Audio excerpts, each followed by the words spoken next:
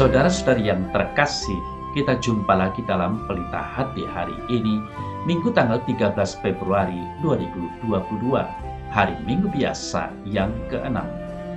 Bersama saya Romo Thomas Suratno, SC dari Paroki Cilandak, Jakarta Selatan, mendengar dan merenungkan sabda Tuhan, yakni firman Tuhan yang tersurat dalam Injil Lukas, bab atau pasal 6, ayat 17 dan ayat 20 sampai dengan ayat 26.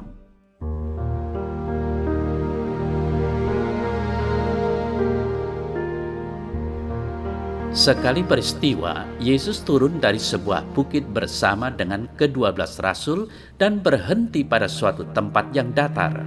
Di situ berkumpullah sejumlah besar murid-muridnya dan banyak orang lain yang datang dari seluruh Yudea dan dari Yerusalem dan dari daerah pantai Tirus dan Sidon.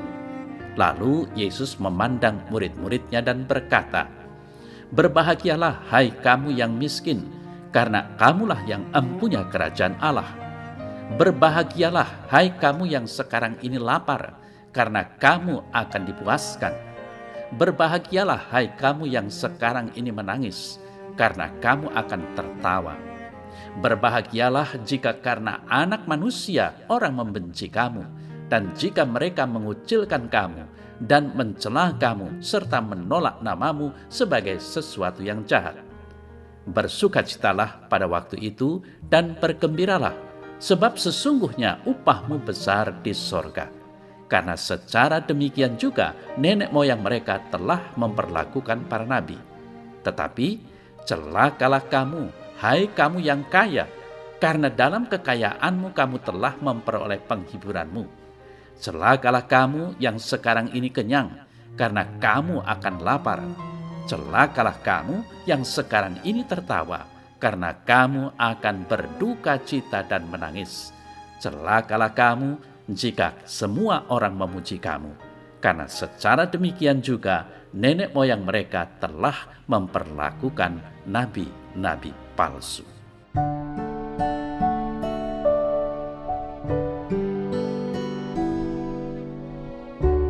Saudara-saudari yang terkasih, isi warta Injil hari Minggu ini sangat bertolak belakang dengan pandangan spontan kita manusia yang hidup dalam kekinian. Tidakkah kita manusia masih suka dengan mencari dan menumpuk harta? Masih suka bersenang-senang dan makan kenyang, mencari dan suka disanjung orang? Lalu kalau berhasil, kita manusia akan terbuai dengan semuanya itu. Kemudian mudah mengandalkan diri dan tidak lagi mengharapkan Tuhan. Tetapi apa reaksi pada waktu kita mendengar warta Injil tadi? Saudara-saudari yang terkasih, bagaimana Yesus dapat mengatakan bahwa orang-orang miskin itu terberkati atau bahagia dan orang-orang kaya itu celaka atau terkutuk?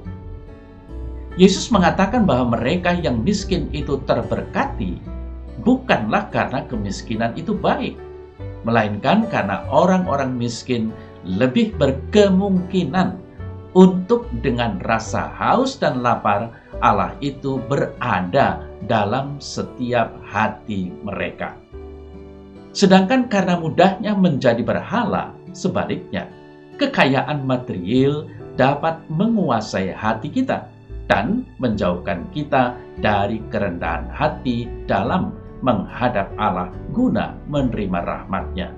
Itulah sebabnya mengapa Yesus bersabda, "Tetapi celakalah kamu, hai kamu yang kaya, karena dalam kekayaanmu kamu telah memperoleh penghiburanmu." Lukas 6 ayat 24.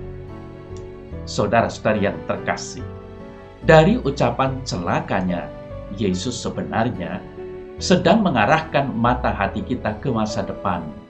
Dia sedang menyadarkan bahwa apa yang sekarang kita andalkan yang hanya bersifat duniawi akan lewat dan lenyap. Maka sebenarnya dengan perspektif seperti itu saat ini, kita atau mereka semua yang mengandalkan hal-hal duniawi sudah tanda petik celaka. Lalu bagaimana dengan orang-orang yang disebutkan dalam warta Injil hari ini? Yang jelas, saudara saya yang terkasih, Yesus tidak mengutuk orang-orang kaya. Dia hanya berduka terhadap kemiskinan spiritual, kemiskinan rohani dari mereka yang merasa puas dengan kekayaan duniawi.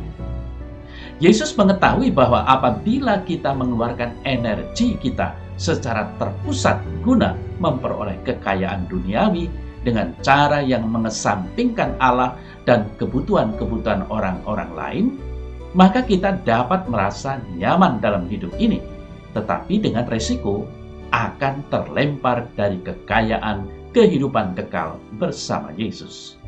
Nah, saudara saya terkasih, Yesus mengundang kita semua untuk merangkul orang-orang miskin, guna membuka mata hati kita terhadap penderitaan di sekeliling kita, dan untuk memiliki kerinduan agar dunia ini dibebaskan dari dosa. Kerinduan kita menjadi kasih yang nyata pada saat kita digerakkan oleh Roh Kudus untuk mengesampingkan kepentingan-kepentingan kita dan mulai bekerja untuk membawa terang Kristus ke dalam kegelapan di sekeliling kita.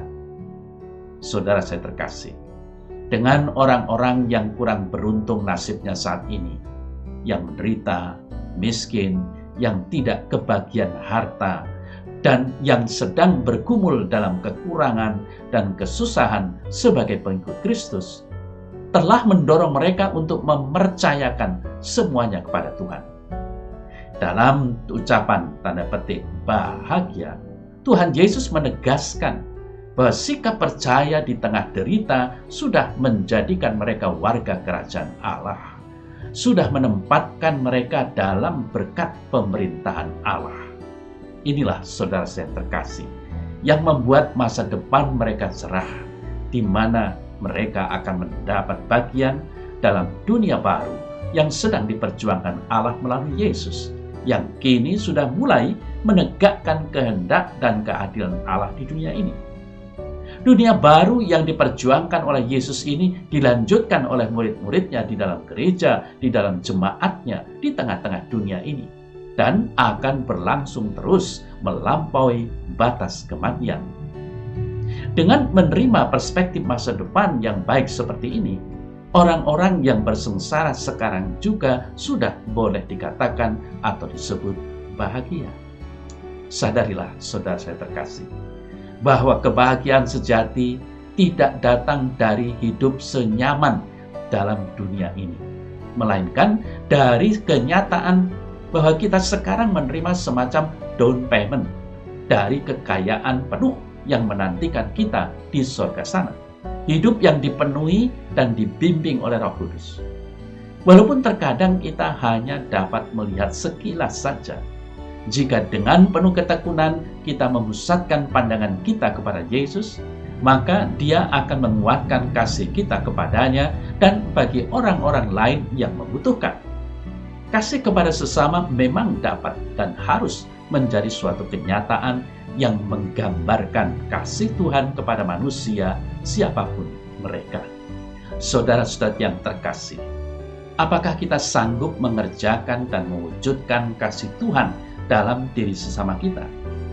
Ini memang suatu tantangan yang harus diatasi, suatu persoalan yang harus dicari pemecahannya, dan suatu kesulitan yang harus dicari solusinya dalam diri kita. Yang penting, pertama-tama bukan soal mampu atau tidak mampu, tetapi soal mau atau tidak mau. Sebagai orang beriman, tentunya kita harus mau untuk mewujudkan kasih Tuhan terhadap sesama kita itu.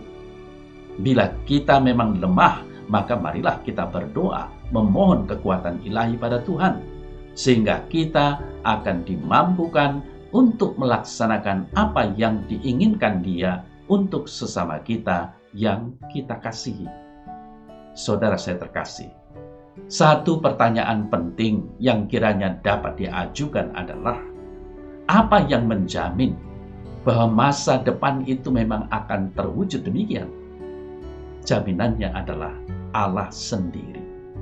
Cara Allah yang bertindak di mana lewat para nabi di tengah penganiayaan dan akhirnya melalui putranya sendiri, Yesus Kristus, sampai mati di kayu salib yang kemudian dibangkitkan olehnya. Demikian juga akan dilakukan Allah bagi orang-orang yang dalam segala hal ikhwal kehidupannya tetap percaya kepadanya. Saudara saya terkasih, Allah telah melakukannya bukan hanya untuk, tetapi juga melalui Yesus, melalui karya-karyanya yang dilanjutkan dalam jemaat para pengikutnya.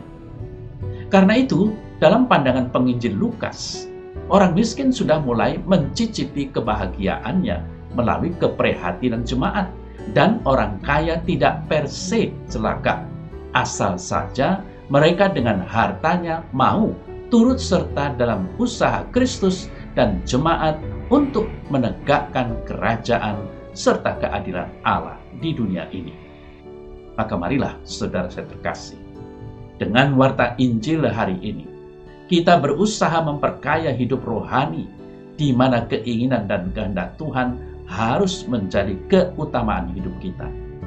Marilah juga kita berusaha menyalurkan kasih Allah kepada sesama yang berkekurangan dan membutuhkan uluran tangan kasih kita. Dan akhirnya, mari kita membagikan kekayaan Injil kepada setiap orang yang mendambakan keselamatan yang sejati.